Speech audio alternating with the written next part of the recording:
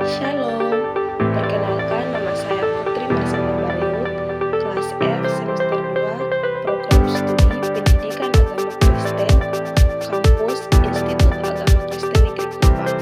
Untuk memenuhi nilai UAS, SGI, dan sejarah gereja lokal, saya akan menjelaskan sedikit mengenai sejarah gereja di Indonesia.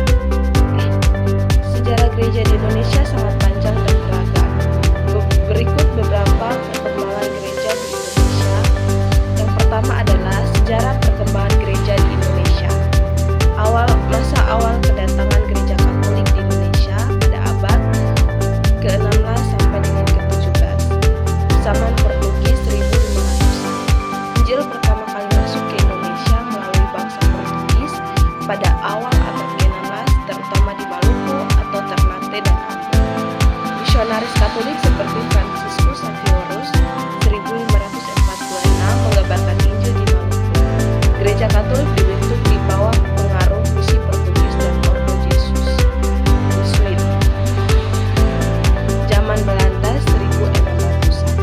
Dengan datangnya VOC, Gereja Reformasi Protestan masuk ke Indonesia. Gereja Protestan dibentuk oleh Gereformeerd Kerk Belanda.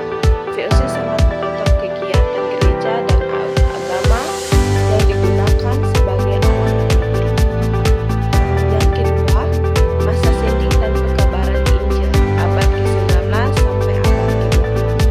Abad ke-19 dikenal sebagai zaman sending, yakni penginjilan oleh badan-badan gereja dari Eropa, khususnya Belanda dan Jerman.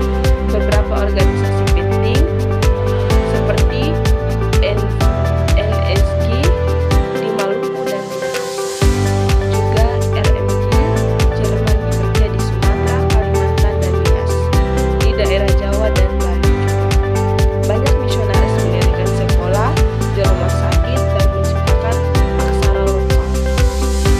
Yang ketiga, gereja masa kemerdekaan dan nasionalisasi 1945 sampai 1945. Setelah kemerdekaan Indonesia 1945, gereja-gereja asing mulai menyerahkan tanggung jawab kepada gereja-gereja lokal. Lahir sebagai gereja independen nasional seperti Gereja Kristen Indonesia (GKI), Gereja Kristen Jawa (GKJ), Gereja Batak Karo Protestan (GBKB), Huria Kristen Batak Protestan (HUKB). Gereja tidak lagi sepenuhnya bergantung pada sending Eropa. Muncul kesadaran teologis dan budaya lokal dalam pelayanan gereja. Masa modern oikumenisme dan kebangunan rohani 1965 sampai sekarang. Gerakan oikumene di Indonesia memiliki sejarah yang erat kaitannya dengan upaya mempersatukan gereja-gereja Kristen di seluruh dunia. Istilah oikumene sendiri berasal dari bahasa Yunani yang berarti satu rumah, merujuk pada kesatuan dan persatuan antar umat Kristiani. Sejarah awal ekumenisme. Konsep ekumenisme sebenarnya sudah ada sejak Konsili Nice pada tahun 325 Masehi, ketika Kaisar Konstantinus mengadakan pertemuan untuk menyelesaikan perbedaan teologis dalam gereja Kristen. Peristiwa ini menjadi langkah awal dalam upaya gereja untuk bersatu dalam menghadapi tantangan eksternal.